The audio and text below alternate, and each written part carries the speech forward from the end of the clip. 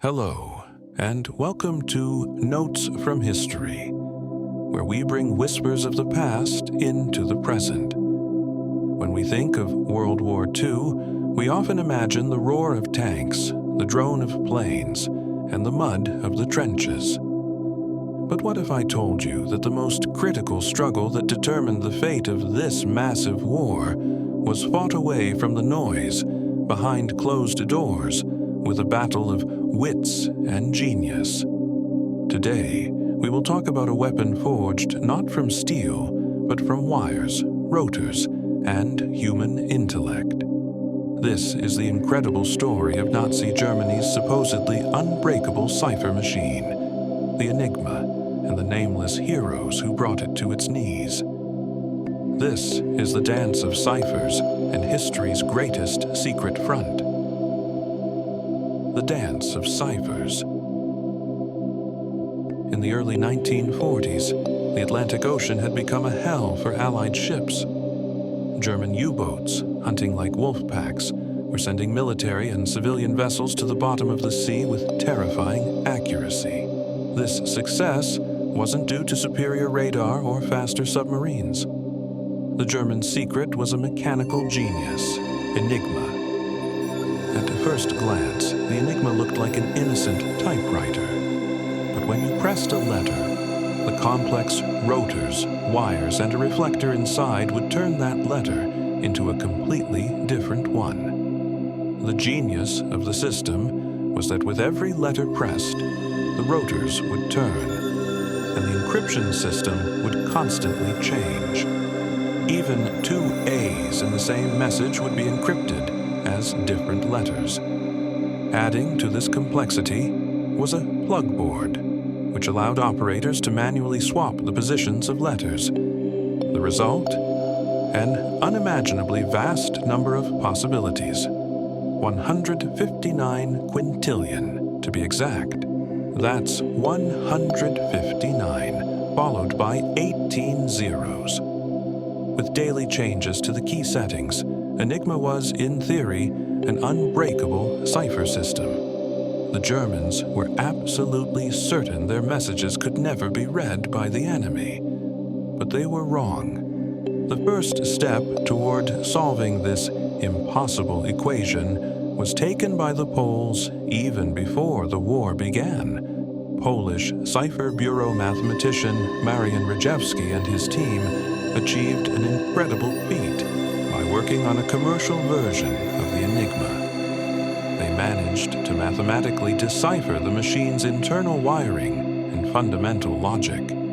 Just before the invasion of Poland, they shared this vital intelligence with their British and French allies. They had lit the fuse.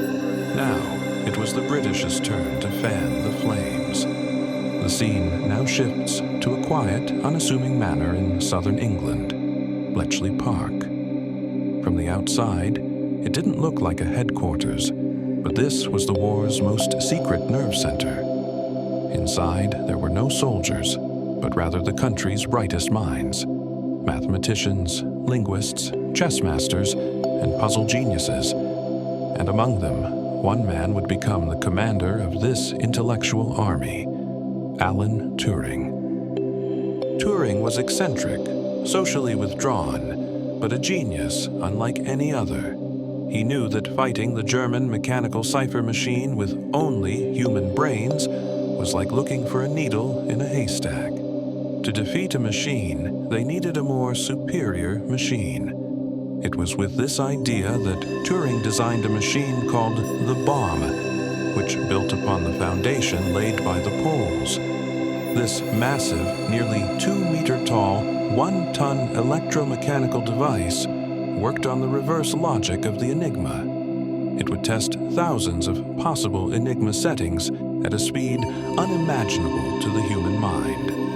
The bomb would look for a known or guessed fragment of a word within the encrypted text, try the possible key settings, and stop when it didn't find a logical contradiction. That moment it stopped was a moment of victory for the code breakers at Bletchley Park. They had found the day's key. From that point on, The Allies could read Hitler's and his generals' most secret orders and the attack plans of U-boat commanders almost instantly. This intelligence was codenamed Ultra and became the war's most closely guarded secret. Thanks to Ultra, the routes of Atlantic convoys were moved away from U-boat packs, German supply lines in North Africa were cut, and Allied forces knew what the Germans knew and didn't know during the Normandy landings.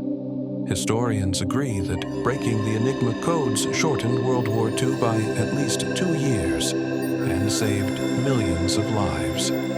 However, the heroes of this victory were not honored with medals. When the war ended, all the bomb machines were dismantled, all relevant documents were burned, and the thousands of people who worked at Bletchley Park were ordered to keep the secret for the rest of their lives. Their victory was silent, their heroism anonymous. The incredible contributions of a genius like Alan Turing were only learned by the public decades later, when it was far too late. The story of the Enigma serves as a striking reminder that history's greatest wars are not always fought on the loudest fronts.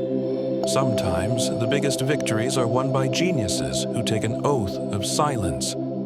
Thank you for listening to this episode of Notes from History. If you enjoyed this note, please don't forget to follow our podcast, recommend it to your friends, and leave us a review on the platforms. With your support, we can illuminate more of history's secret notes.